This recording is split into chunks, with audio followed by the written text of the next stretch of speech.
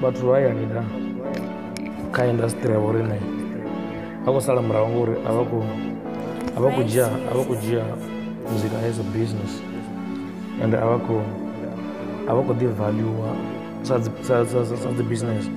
So the moment ni tshi thoma u ḓi dzhia sa business, that's then ni tshi kona u valuer na standard tshawu ngori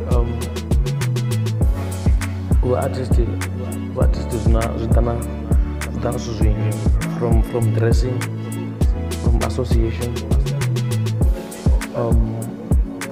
tshiṅwe na tshiṅwe zwine na amba, hune na relaxa hone, zwine na ḽa, kuambarele. So vhathu ri tshi vha professional, zwi tshi khou pfhi artist ive professional, ri vha ri khou tsheka dzi factors dzenedzo. Vhathu vhanzhi vha na talent mara regardless uri na talent, ndi nga vha nayo talent yone, but arali khou pfhi anina you don't have that artistic part kha ini, you're an artist and then nga si vhe artist, vha khou imba vhathu vhanzhi blind. So the question is how do you separate yourself from vhathu vhanzhi yo na khou imba.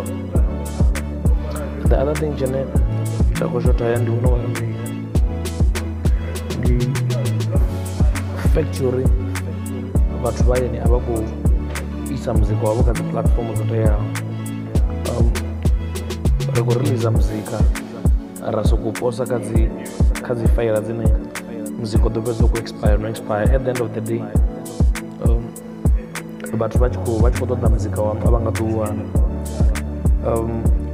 Professionalism a i khou vha hone na kha dzi social networks. Vhathu vha khou sokou amba zwine wa khou amba zwone, a vha khou builder dzi brand dzavho kha dzi social networks dzavho. Ni vhona zwithu zwa kale kana vhaimbi vha khou sokou amba zwithu zwine zwa vhori a zwi vha ṱoḓi na ṱoḓa, zwine zwi dovha zwa vha zwi ita uri vha dovhe vha kungiwa na dzi business dzavho, which is very wrong. As an artist ni tea u vha ri khou amba zwithu zwa uri zwi ḓo dovha zwa vha zwi khou builder brand yavho, zwi khou thusa khou builder brand yavho. Association is important. Vhathu vha khou ḓi associate na vhathu vhane a vha khou vha thusa nga tshiṱukuṱukuni, a vha khou guda tshithu khavho.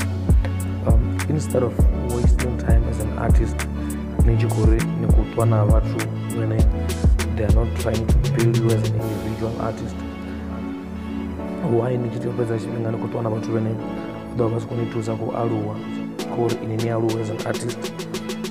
Ndi zwiṅwe zwa zwithu zwine venḓa hayani a zwi khou sedziwa. So but I think tsha important nga maanḓa ndi tshetsho uri vhaimbi a vha khou isa muzika wavho kha dzi platforms, kha dzi channels dzo teaho.